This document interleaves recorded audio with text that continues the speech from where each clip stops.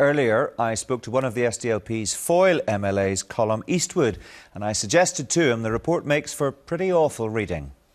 Well, it has to be remembered, this is a report of a focus group that was done of about 50 people. 50 people who don't vote for the SDLP, who don't support the SDLP. So it has to be put in that context. This is about the SDLP asking questions and listening to those people who don't support us. Because I think it is important that we have those conversations, that we're prepared to take criticism and to do something about it. So yes, it isn't difficult reading, it isn't easy reading, but it's also not something worth getting depressed about. I think the SDLP is prepared to listen to people that don't support us, and I think that's a good thing. It was research commissioned by the SDLP for the SDLP. These were nationalist voters who don't vote for the SDLP, but who critically are open to doing so. These are the people you need to be attracting, and it's pretty obvious from reading the report at the moment you're absolutely not doing that. Well, we know we have a challenge to try and increase the SDLP vote. Huge challenge. Well, it's a challenge. I'm confident that we can do it. If there are perceptions out there that I think are wrong, then we have to challenge them. You know, the talk about us being a middle-class party is nonsense. Our activist base, our membership base, our supporter base and our elected representative base, it comes from all different social classes, represents people from all different social classes. You have to come to my constituency office and see where it is and see the work that we do for people who are in most need. That's what we're about. The SDLP is about representing everybody. It's a broad-based party, and I just don't accept that that's a reality. Yeah, the difficulty, of course, is that you may believe that within the party, and your core supporters may believe that, but the people you need to be attracting don't see it that way. They see you as a middle-class party, a conservative force, sitting on your laurels looking at the past. So even if what you say is right, your problem is that you're not communicating it. Well, if that's the case, we have to address that, and that's why we did this piece of research. We know that we have some difficulties. We're prepared to address them. You know, it isn't a case that we're a conservative force of sitting on our laurels. We're very proud of our past. It was that past and our previous leaders and activists that allowed people like me and my generation to become fully involved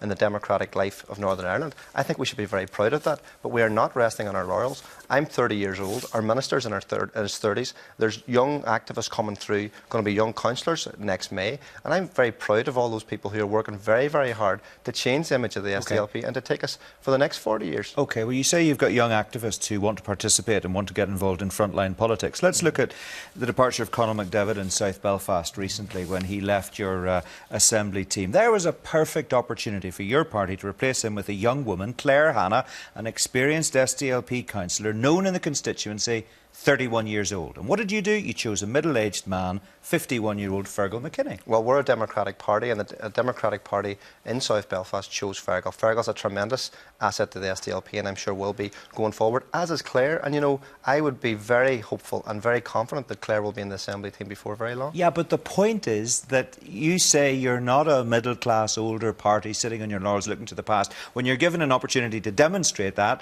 you don't take the opportunity. Well, no wonder people are criticising you. Well, you know, we don't just need young people. We don't just need people from working class backgrounds. We need good people. Claire's very good, very able, very talented councillor. Fergal is also equally very, very good and very talented. It's about bringing all those people into the party. I think we will be doing that and increasing... But do you not think the optics of a young woman would be very telling and very helpful for the SDLP? You must have known these were issues bubbling in the background. Well, I mean, this has only told you what you already know, let's be absolutely honest. So why didn't you address it? Well, of course we've known these issues because the media keep telling people that we're a middle-class party and that we're an old party. The reality is very, very different. And you'll see in the local government elections the number of candidates that we have who are under 30, the number of candidates in winnable seats who are under 30. And if you look at Alex Atwood, a relatively young, very experienced European candidate, I put a bet on with you now, Mark. Alex Atwood's going to win that election, and I think it's about time we had somebody back in Europe who's going to be fighting for the people of Northern Ireland, because it's a long time since we've had somebody. I wonder, would you put a bet on Alistair MacDonald being the party leader after the elections next May? Because Rick Wilford was very clear. He doesn't think that the current leadership team necessarily has the imagination and the drive necessary to take the party where it needs to go. And he says if you don't do well in the elections next May, he thinks Alistair MacDonald will be gone. Would you put money on that? I would absolutely put money on us doing very well in the election, winning the European seat, increasing our number of councillors, and Alistair leading us into the next election after that. Absolutely confident that'll be the case. You're absolutely sure that that's the case? You have no concerns whatsoever about the leadership team? No, none whatsoever. And is that widely held within the party at the moment? You know, Alistair has been elected by the SDLP membership. He's been re-elected this year as the SDLP leader. He has our full confidence. We will back him to the hilt. The SDLP is a party that stays together in difficult times and in good times, and we support the leadership. That's what we do. That's what we've always done, and we continue to do it. What about you marking yourselves out as a party by moving into opposition? Your former party leader, Margaret Ritchie, said on the platform, she said, I'll probably get into trouble for saying this, but she said, if it was up to me, we'd be in opposition by Christmas. You heard her say that? I was in the hall. Do you agree with her? No, I don't agree with her, and I've told Margaret that. And there are other people who have different views within the party. We're a democratic party. We allow people to go up onto platforms and say what they think. The fact is, Mark, there is no place called opposition. The SDLP has been elected in a very strange system to do a job. We're going to do that job, and if you look at the job that we've done in every single post that we've had, there's nothing in that report that criticises our ministers. I think the public know very well when the SDLP is in government, we deliver, unlike some other political parties. But I think we're going to continue to do that job.